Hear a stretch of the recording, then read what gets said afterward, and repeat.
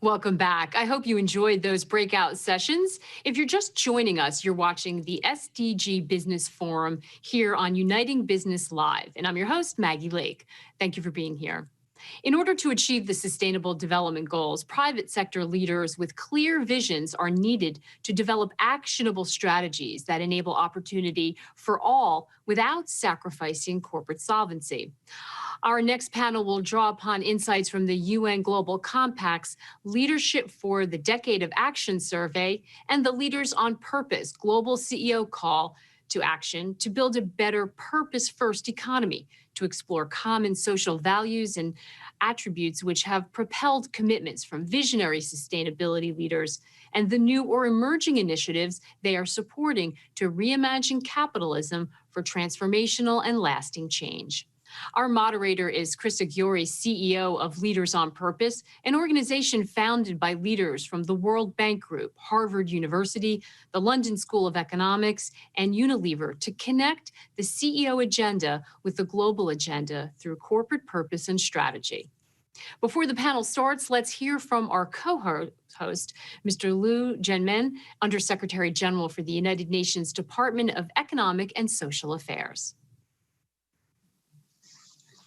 Thank you. Thank you, moderator.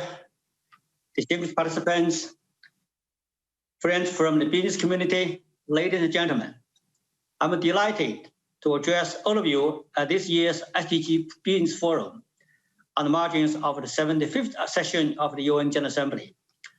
I thank the International Chamber of Commerce and the United Nations Global Compact for another year of seamless collaboration with my department, UNDESA. In 2020, we embarked on the Decade of Action to deliver the Sustainable Development Goals by 2030. However, over the course of just a few months, the COVID-19 pandemic has quickly turned from a public health emergency into one of the worst international crises of our lifetimes. It has impeded and in many cases reversed global development progress. As a result, over 60 million people may be pushed back into extreme poverty in 2020, the first rise in global poverty since 1998. The social and economic impacts of the COVID-19 pandemic are sobering. In 2020, world trade could drop 20%, and the global GDP is expected to contract by up to 5%. The 2021 GDP is expected to be approximately 6.5% lower than pre-COVID-19 projections. This is the largest contraction in economic activity since the Great Depression, and far worse than the 2008 and the 2009 global financial crisis. Underemployment and unemployment have significantly affected the income of approximately 1.6 billion already vulnerable workers in the informal economy, almost half of the global workforce. 10 million children face acute malnutrition, and acute hunger could double. School closures have kept 90% of the students worldwide out of school, causing over 370 million children to miss out on school meals they depend on. And to the families without access to computers and the internet at home, remote learning is completely out of reach. Domestic violence against women and children has seen a surge since the beginning of the pandemic.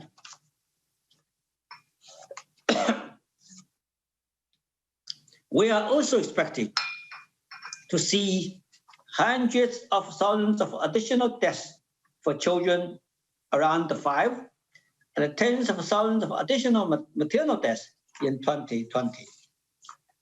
Ladies and gentlemen, not only has the pandemic demonstrated how the environmental, social, and economic dimensions of sustainable development are intrinsically linked, it has also revealed the dire consequences that inequalities and injustices have on our societies. 5 years ago, all countries rallied around the 2030 Agenda for Sustainable Development. Our collective roadmap to a better world, it is important that we not lose sight of this vision today and urgent call for action as laid out in the 17 Sustainable Development Goals. Governments cannot do it alone. Our shared future depends on the participation of all stakeholders. Only together can we respond to the COVID-19 in a way that puts us back on track for realizing the SDGs. On the path to recovery, we need to accelerate efforts to eradicate basic deprivations and support those at immediate risk of poverty, hunger, or disease. We need measures that address the root causes of deprivations, including by eliminating social or legal barriers for marginalized and disadvantaged groups. Indeed, a number of important measures will be needed in the recovery process, including, first, accelerating the provision of quality healthcare, education, and basic income security. Second, ensuring access to water, sanitation, and clean energy, and that the internet is a key part of the recovery. Third, reversing course on the degradation of nature. While greenhouse gas emissions have dropped and air quality improved in many parts of the world as a result of the lockdown measures, we need systematic shifts to make these last. Fourth, we also need to support transitions to low carbon infrastructure and green jobs, and expand renewables and energy efficient measures. And fifth, to transform production to be more resilient, including through improved investments. Ladies and gentlemen, ultimately, no business can succeed in a failing world. We are all in this together. It is in the long-term interest of business to be part of the driving forces for a more sustainable, inclusive, equal, and resilient future. I'm deeply encouraged by the initiatives that are being launched this week. I hope that through the platform of the SDG Business Forum, a new generation of leaders will rise and continue to guide us forward in the decade of action. I wish you a very successful forum. I thank you.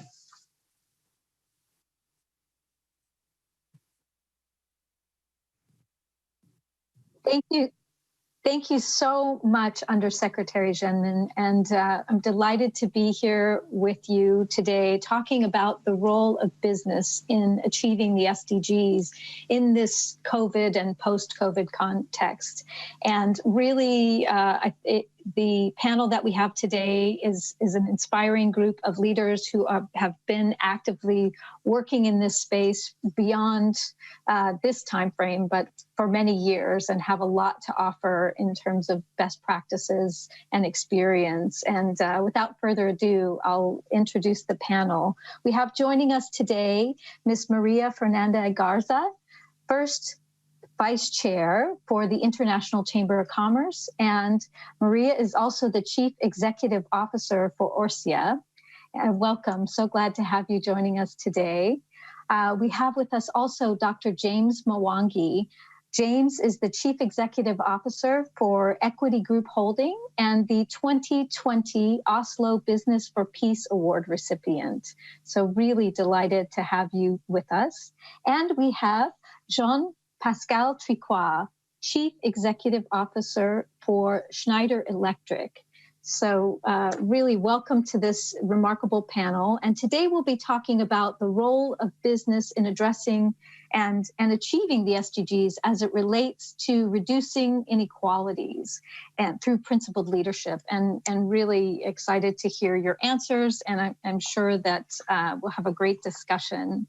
So Maria, we'll start with you first. As we think about the economic implications of embedding SDG-aligned activities into your business. How do you account for that balance between the short term and the long term and the real moral imperative of achieving the SDGs? Well, while businesses of all sizes are taking steps to align themselves with implementation of the SDGs, a variety of factors limit mass adoption at scale in spite of the many economic, social, and environmental benefits of sustainable business practices. It is time to acknowledge that our current systems for promoting and accelerating SDG alignment are difficult for the most well-resourced business and are nearly impossible for the average business owner. The cost associated with upfront investment in alternative materials or technologies are important to note, but navigating the sustainability landscape from understanding the science to operationalizing it within your value chain to navigating the ever-changing sustainability regulations and certifications. Just recently, my company was invited to be part of the ICCI's SMEs Climate Commitment.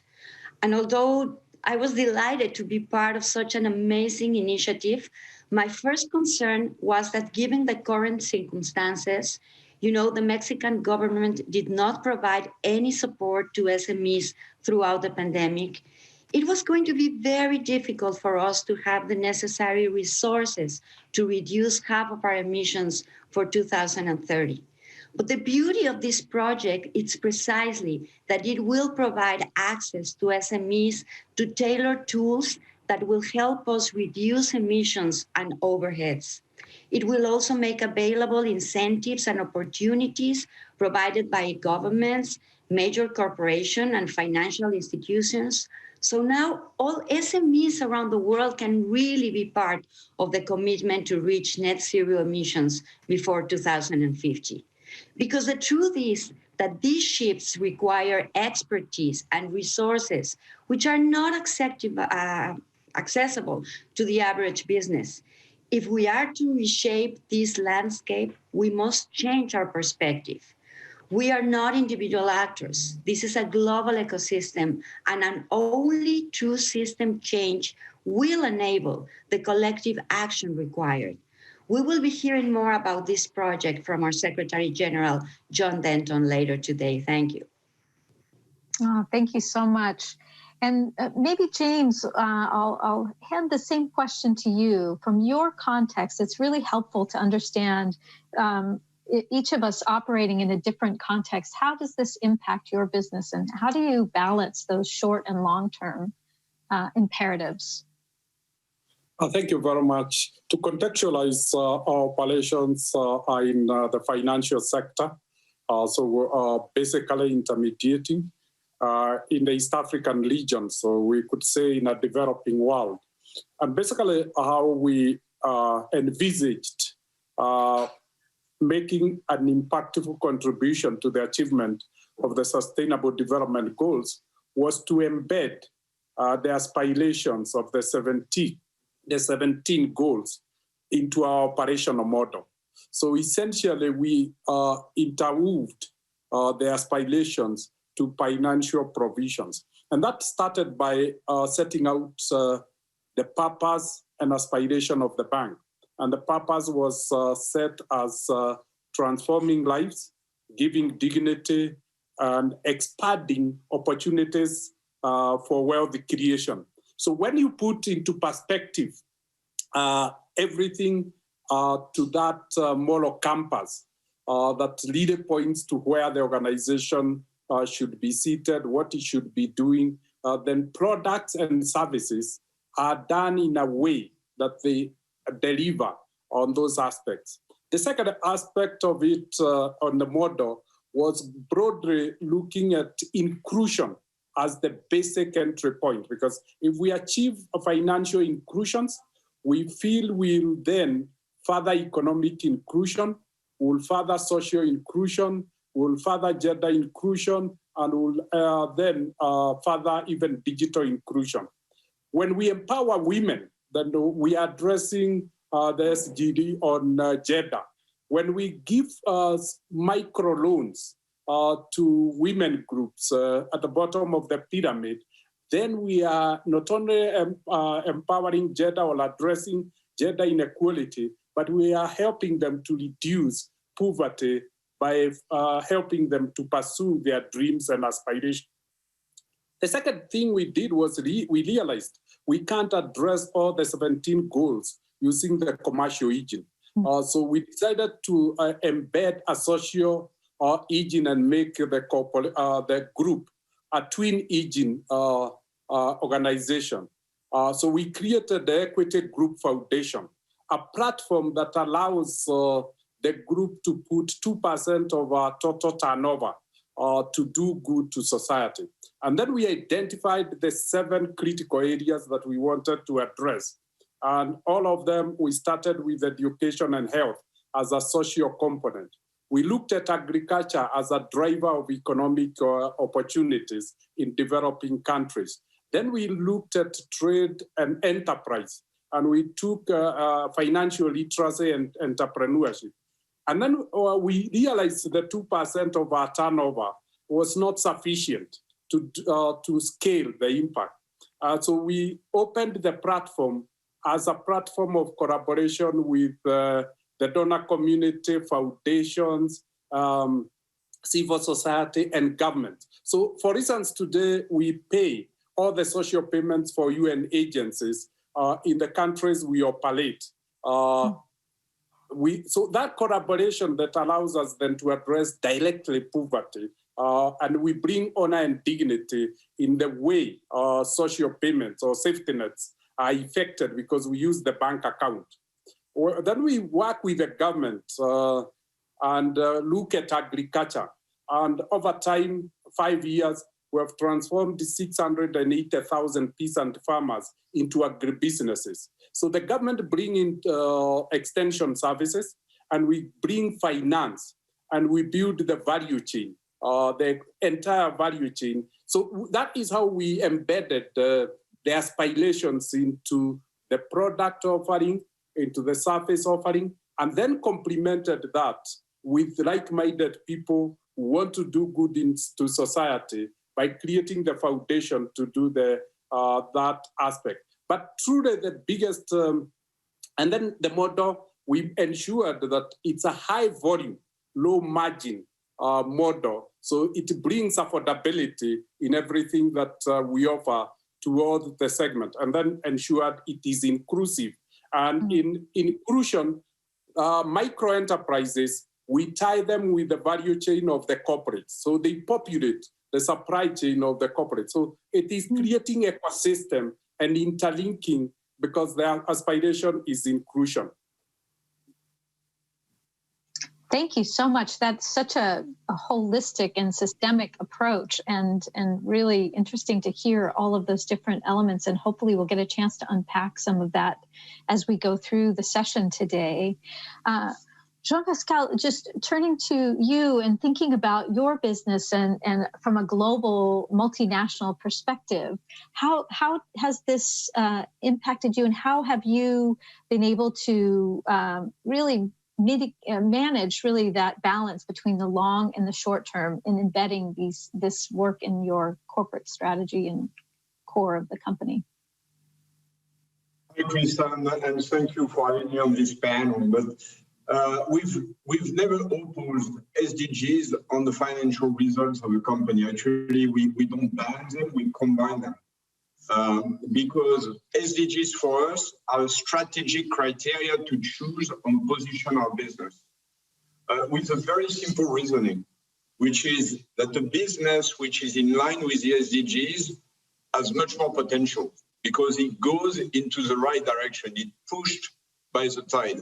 And what we do at Schneider in our field, which is highly linked to automation and energy, we are focused on digital and renewable solutions for sustainability, targeting energy efficiency and resource efficiency, on positioning somewhere ourselves in the direction where everybody wants to go, because we know it is the only solution to resolve the problem of climate change. It's also, when you think about it, my job as a CEO is not only to develop the business, provide jobs, but it's also to de-risk the business, take away risk. A business which is deeply aligned with SDGs is much less risky for everybody, for the employees, for the company as a whole, and for their investors. So it goes there again into the right direction. And finally, probably the most important, if you believe that a company is all about people, and if you get the best and most honest people in your company, you've got the best company, then a company which is aligned with the SDGs will attract that kind of people. And therefore, will also attract in partnership the most forward-thinking customers. So it's very much a common sense reasoning. It's not very sophisticated, but there is one thing you don't want to do in life is to swim against the tide. And you know what? I think most of the people want to do good. So we want to position the company where we contribute to the society. Last point, probably on my side, or the next point probably on this subject is, we all said it, you can't win alone. More, we believe in inclusion. So 70% of what we do at Schneider is done with upstream partner suppliers. 70% of the technologies we sell to the market is integrated and delivered with partner integrators.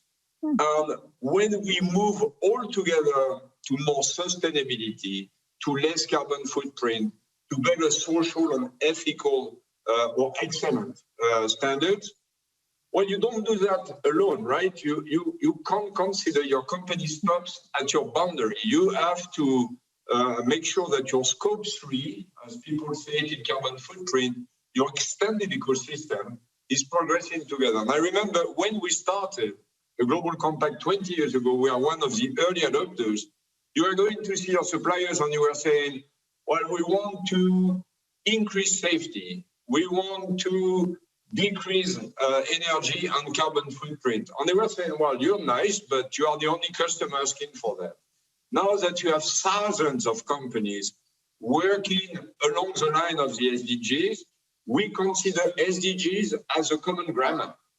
So the language that we all speak, and that aligns the action and that makes our collective action much more impactful and much more efficient.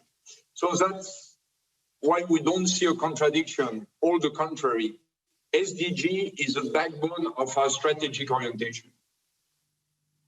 It's so interesting, and there's several different things I think we can touch on. But the first one I'd really like to ask you about is you've talked about 70% of your business is really on these third-party, working with third parties. And I think that really leads beautifully into the next question, which is about, for each of you really, as we think about this, we know we can't do this alone.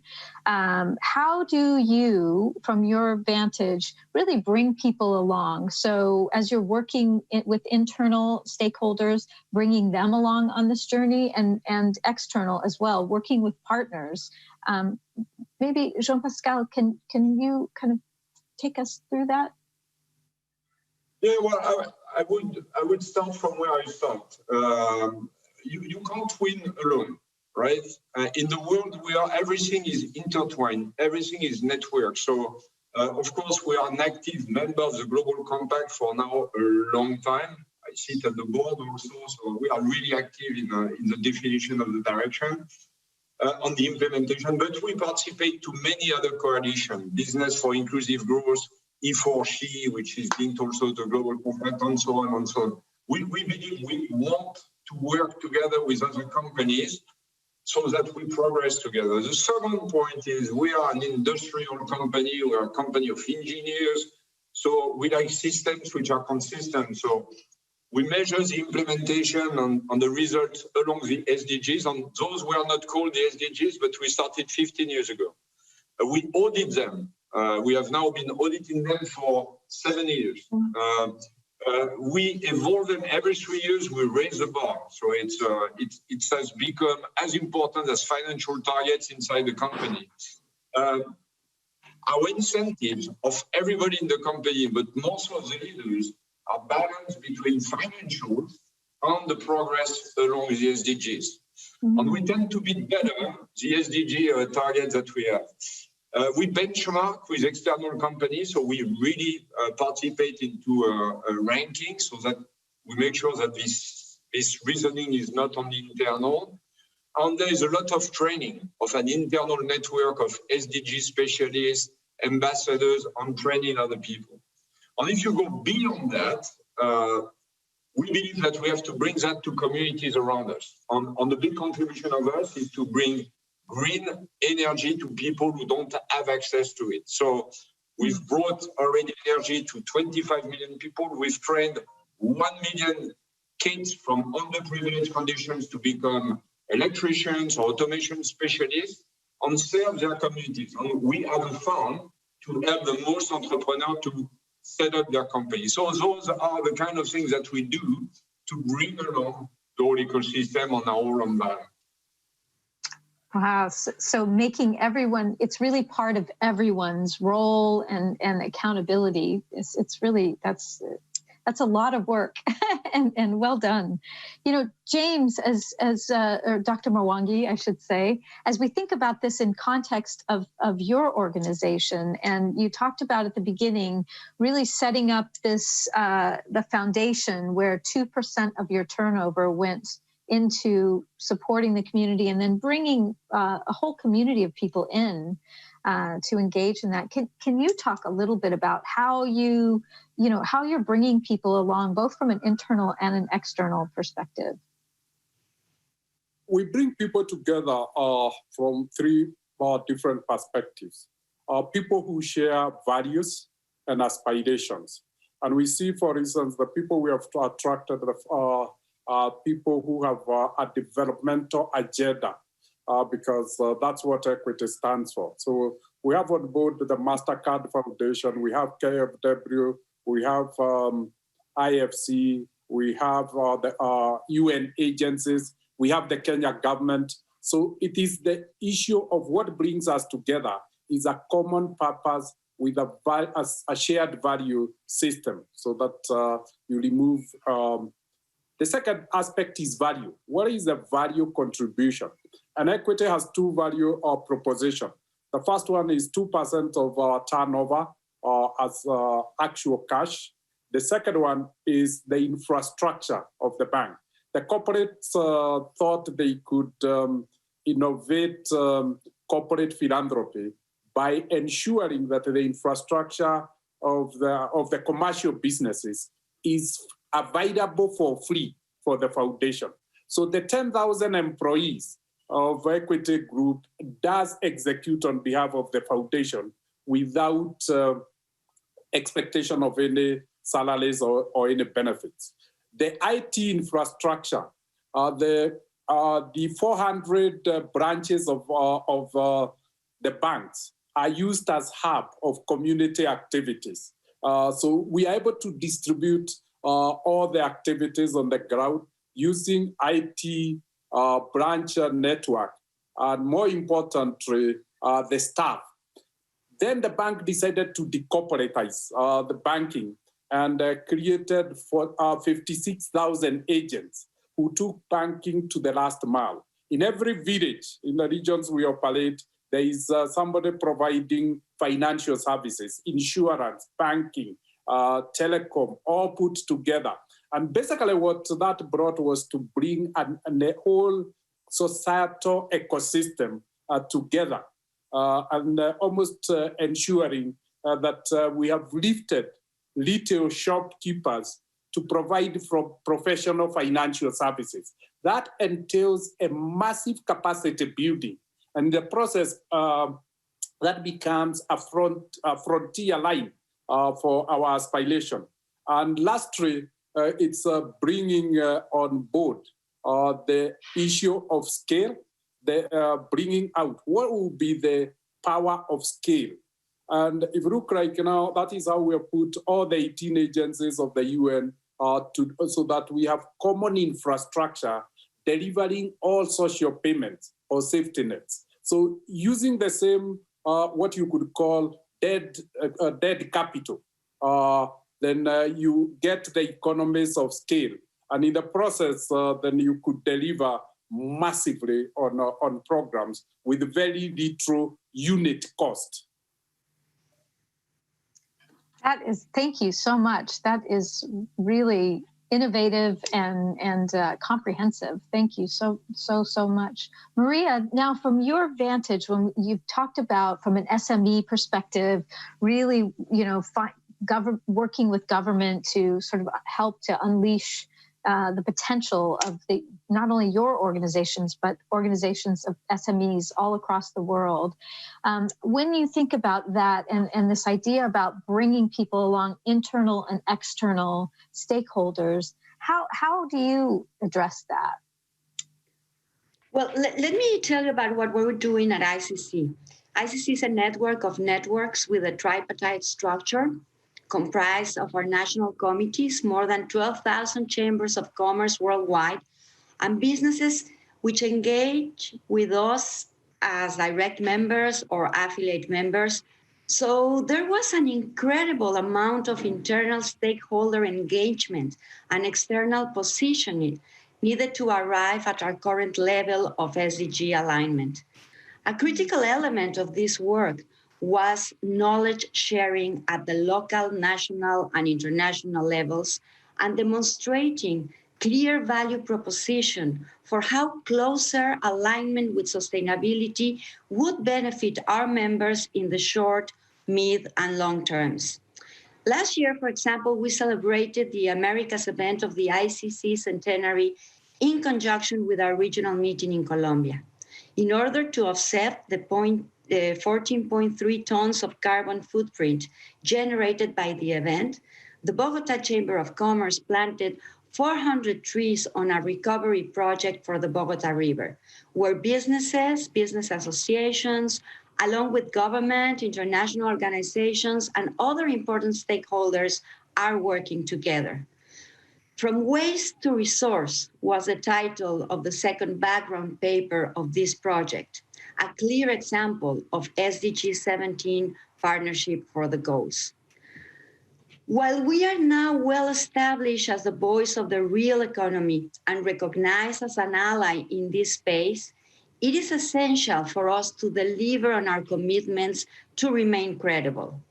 In this context, we aim to be as strategic as possible when selecting initiatives that we sign on to and the projects that we undertake.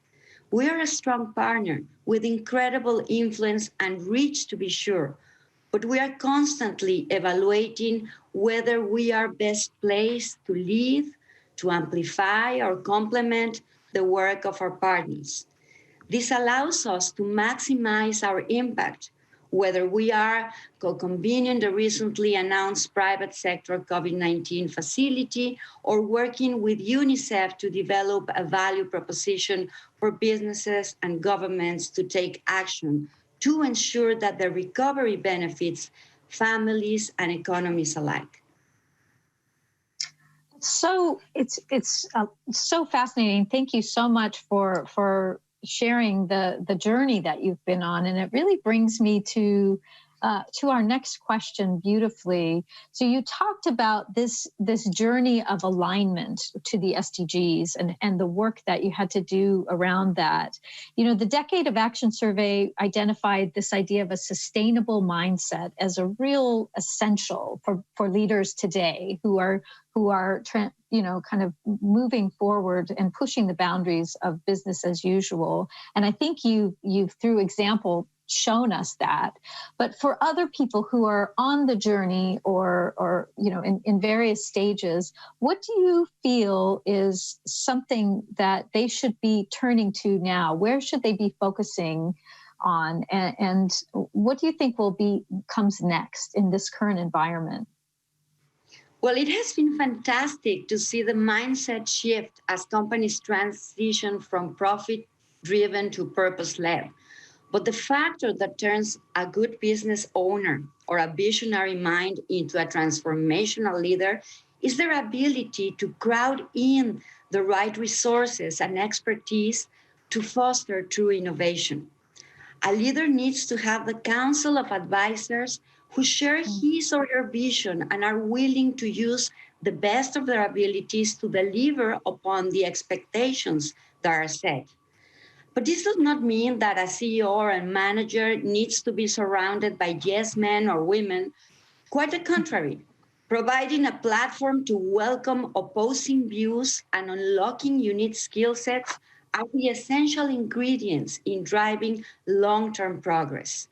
Of course, building a strategic ecosystem has many elements, not the least of which are those of importance of diversity, equity, and inclusion. The B Team's CEO Guide on Gender Balance and Inclusive Cultures, which launched today, provides a toolkit of practical steps that business leaders of all sizes can take to make their workforce and governance structures more welcoming spaces for all talented individuals. But there is no one-size-fits-all model for inclusion. If your team is becoming stagnant, look at your corporate culture.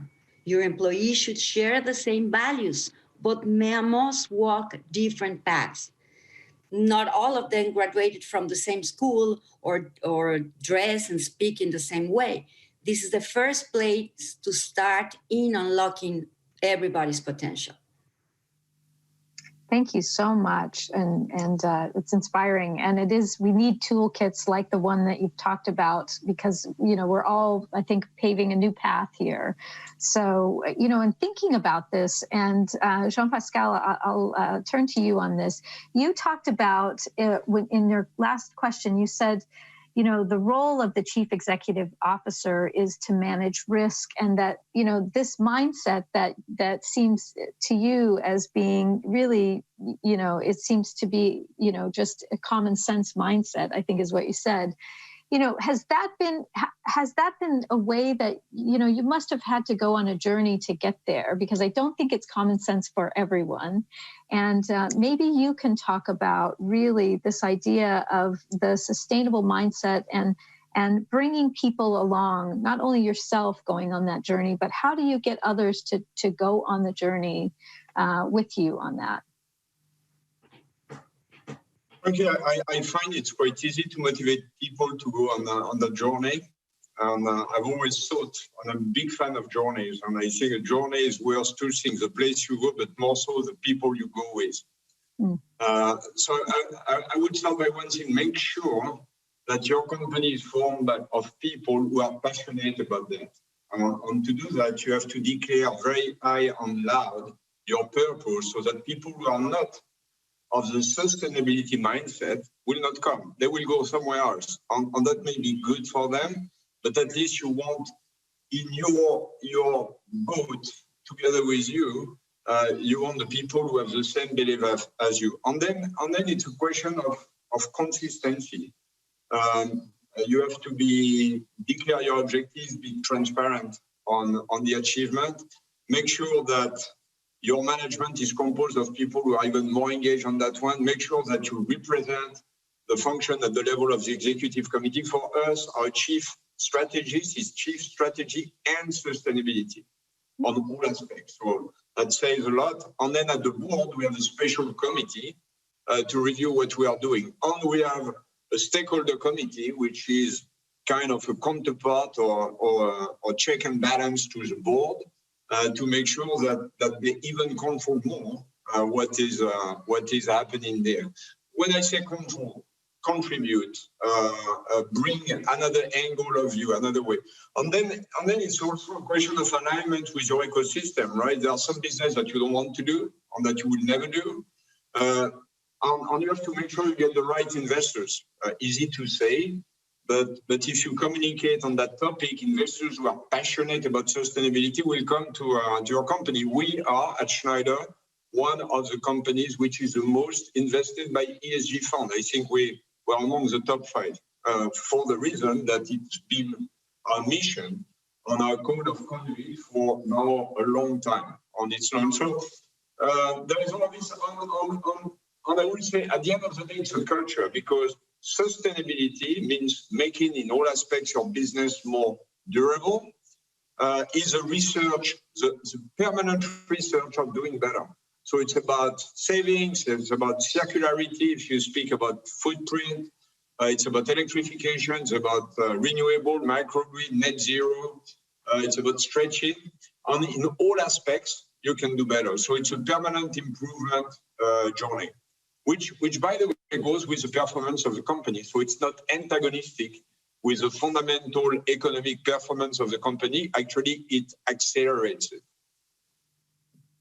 Thank you so much. Yeah, it's a different approach, this idea of incremental improvement, as many companies do, but it's an accelerating improvement by adding this together. And that's I love that distinction. And you know, it's Dr. Mwangi, you talked about how, you know, by bringing people together, particularly around the foundation, you can unleash scale you can unleash change at a scale that we couldn't do alone, and sometimes is quite surprising. Can you talk about your personal journey in sort of this sustainability mindset, and then this idea about how have you been able to really bring people along on this journey? Yeah, sustainability is the center of everything we do, because if we can't be able to say how tomorrow will look like, if we can't be able to look into the future and give people hope about the future, then it becomes very challenging to have followers and believers. And future is always created by sustainability. If we are and so the issue of scaling also then that sustainability then also keeps on giving us hope that better and better results will be achieved. I'm a strong believer that either an organization can never be better than its people. So essentially, it is central that you have the right people surrounding you, and ideally, you champion the cause and they learn with the cause. And essentially, if you create a generation of believers, then the cause lasts much, much longer. So for me, centrally, it is to speak to the might of the team, get buy-in. And once we get buy-in, I have always seen that the team get inspired, they get ownership, and they're willing always to learn with the concept. But it goes beyond the team. The foundation has taught us about partnership and collaborations. You need to go beyond your team to collaborators, to partners. Because what we have learned particularly about the 17 SDGs is that the strategic development goals are central and apply to a household that is of a low income standard. It's that same household that will require to be lifted and supported to walk out of poverty. It's that same household that can see a better future if their children are educated. It's that household that can provide better labor force to the market if their health is addressed early enough. It is that same household that needs to be given an opportunity to access economic opportunities so that they can start owning assets and becoming independent and start supporting others and giving back to society. So when people with different capabilities come and address the needs of that household in a holistic way, it will take a very short time to lift that household out of need. And then you can go to another household. And so combined together, we can lift household one after the other. And in time, we can see those households become also supporters of lifting other households. And I believe that is the way that the change of might and believing that even for corporates like ourselves, as was earlier said, there is no business in a failed environment. In an environment of absolute poverty, there is no purchasing power. And without sales, then there is no business. So essentially, we are so integrated that we need to care and lift each other for a better world for all of us. We certainly do. And yeah, it's so helpful to understand that perspective. And I think that people watching will really appreciate that. And it's something to reflect on from each of our contexts. You know, as we go into, we have just a few minutes left, but would love to, we've talked about the role of business in addressing the Sustainable Development Goals. Now I wonder if we could just take a slight pivot and think about, from a business perspective, how can government really help to unleash business, particularly purpose-driven businesses, to thrive? And I think maybe if we could start with you, Dr. Mwangi, and thinking about the role of government as you've worked with the governments not only in locally but globally. What are some things that governments might do to support purpose-driven businesses? Business and the private sector thrives because the environment is enabling. The government is the single biggest determinant of how enabling an environment can be, from policy, from infrastructure, from social investment in the population, in education and health of the people. Policies that are pro adoption of a direction towards, for instance, addressing the needs. Incentives that can be given to the private sector. So when I look at it, I would say centrally the government should be pro private sector becoming the engine of achievement of the strategic development goals by 2030, enabling the private sector. And that enablement is on policy level. We need to lead and ensure appropriate policies that enhance, that enable, and further the achievement. The second one is incentives. You can direct behavior by giving incentives. And the government can lead a check at the role that private sector complements government and how much tax dollars could be saved if the private sector took some of the responsibilities from the government. But then that requires incentives. The last one is the issue of alignment. Government needs to align them with the private sector, such that that alignment ensures that the energy within the national or societal ecosystem is aligned and going towards that one direction, such that we don't have counter forces to streamlining energy and effort towards the achievement of the strategic development goals. Yeah, thank you so much. And thinking about that, Jean-Pascal, as we think about that, and particularly from a context of energy, right? Business providing market-based solutions to public problems. As we think about that, what, from your perspective, how do you work with governments, and what would you advise governments to do in supporting purpose-led businesses? Well, I think we need to work more together, because let's face it, in terms of energy, which is really related to climate change, let's make it simple. Climate change is about carbon, and carbon is about energy. I think we are too slow. We are not on the 1.5 degree trajectory that some of us have subscribed to. I think there is not enough realization that the decisions that we are taking today are going to impact the next 50 years, because once you have installed something polluting, it's going to be here for a long time. So if we think this is a true emergency with droughts, fires, tornadoes, typhoons, and things, we have to take radical measures now, because everything we postpone will impact a long time forward. But we live a very special time where in post-COVID, there is an incredible amount of money which is put on the table. We have to make sure that the stimulus package is addressing key priorities. And I would cite a few which are very dear to me and to our company, to Schneider. The first one is bringing energy on electricity to the 800 million people who don't have access to it, and do it in an innovative and cheap way so that it really works and it's future-proof.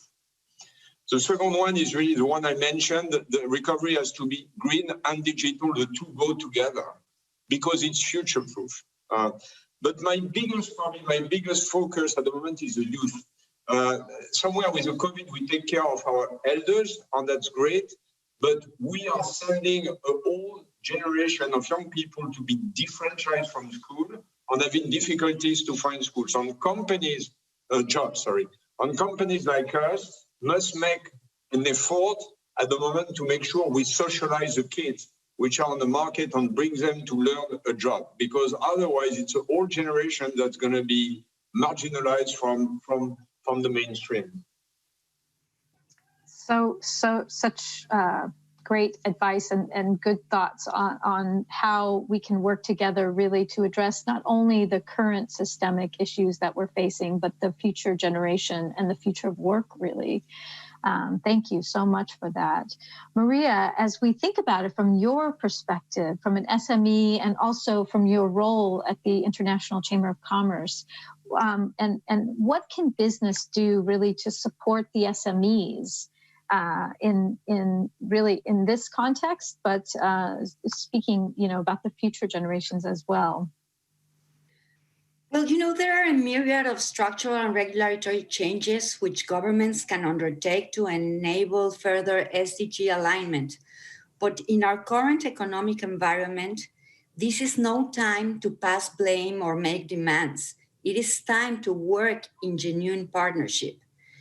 Now that we have aligned under a vision of a greener, resilient recovery, we must take action together to ensure that each of our steps towards progress are done in a tandem with other stakeholders in the space. Each new regulation should be well conceived, practically attainable, and should be complemented with enabling actions from the public and private sectors to address the economic challenges that smaller actors face. This does not mean an end to healthy competition between businesses or a departure from the realities of operation models and bottom lines. Facing the challenges associated with the SDGs in partnership won't just accelerate progress towards their attainment. It will allow us to fight for customers and revenue streams, not our collective survival. Thank you so much. And thank all of you for being here today and for sharing your expertise. We've covered a lot of ground in a very short amount of time, and really want to thank you for taking time with us today. I think that's it for us, and we will turn it back over to the studio. Thank you very much.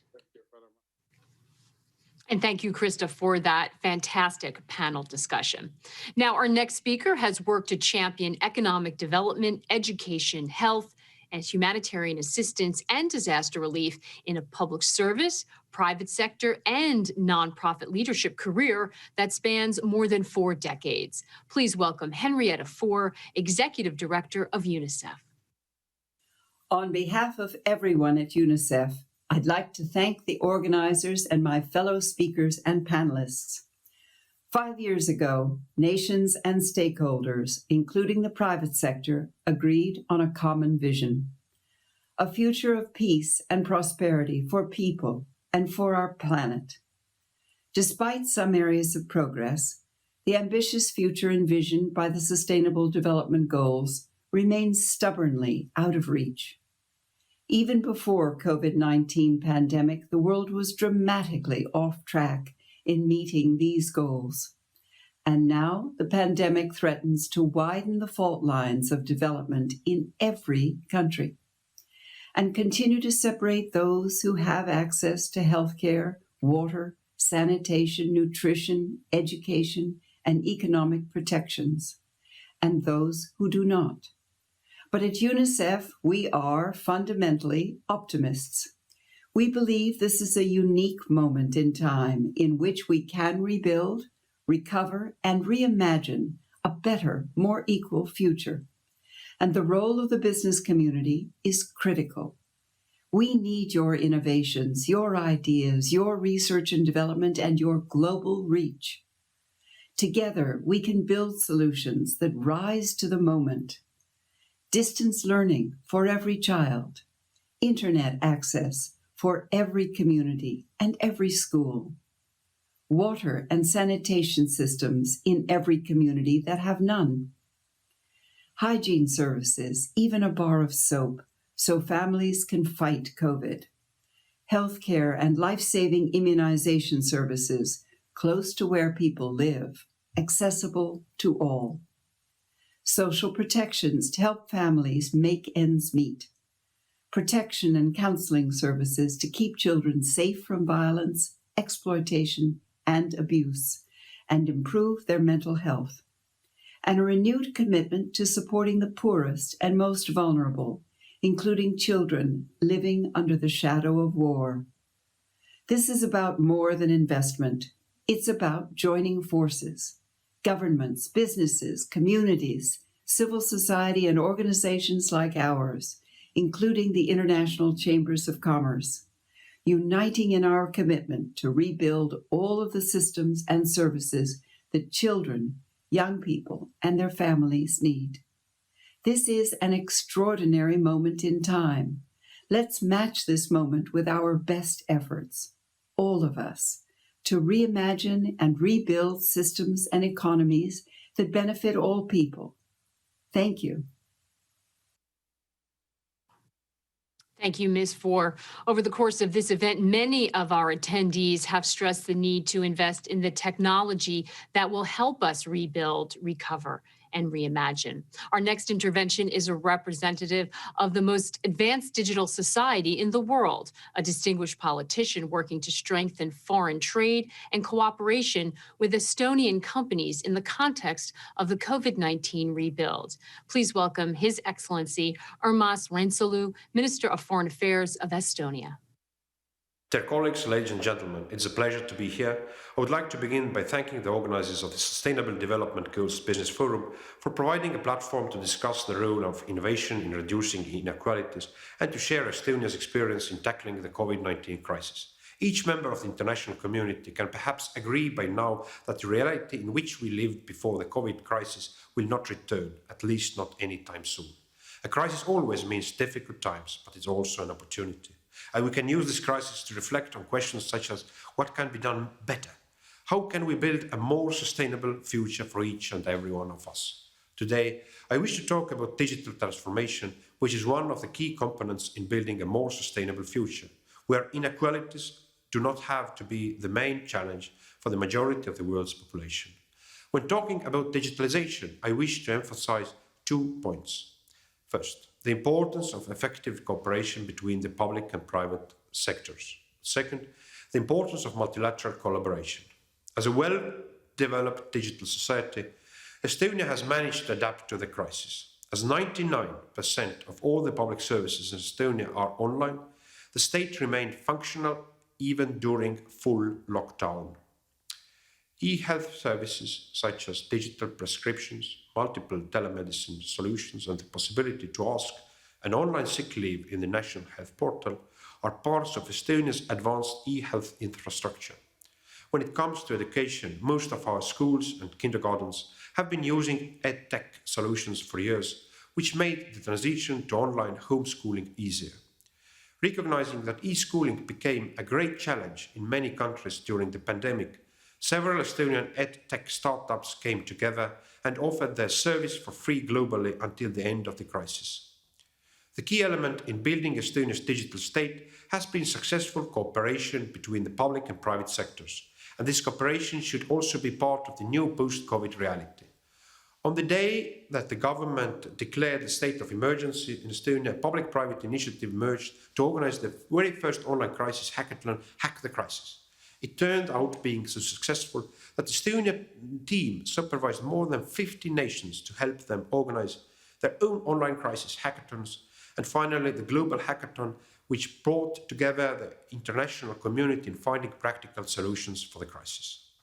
I strongly believe that the private sector is willing and able to help address the consequences of this crisis and to support digital transformation. Therefore, Estonia and the United Arab Emirates are going to co-host the Global Business Summit this December to involve the business sector in finding and presenting the best digital solutions in a multi-stakeholder manner. Another important aspect of successful digitalization is multilateral cooperation. On the 1st of July this year, Estonian and Singapore foreign ministers presented jointly the Global Declaration on the Digital Response to COVID-19. And this declaration aims at bringing countries together to emerge stronger and better equipped from the current crisis by using innovative and flexible digital solutions and working together as a global family. As of today, 67 countries have supported the declaration and it remains open for co-sponsorship. As the digital solutions to the crisis become even more relevant, I would like to once again invite all the countries to support the declaration. I would like to thank you all for letting me share Estonia's experience and for making an effort to deepen international digital cooperation to overcome the crisis together. Thank you.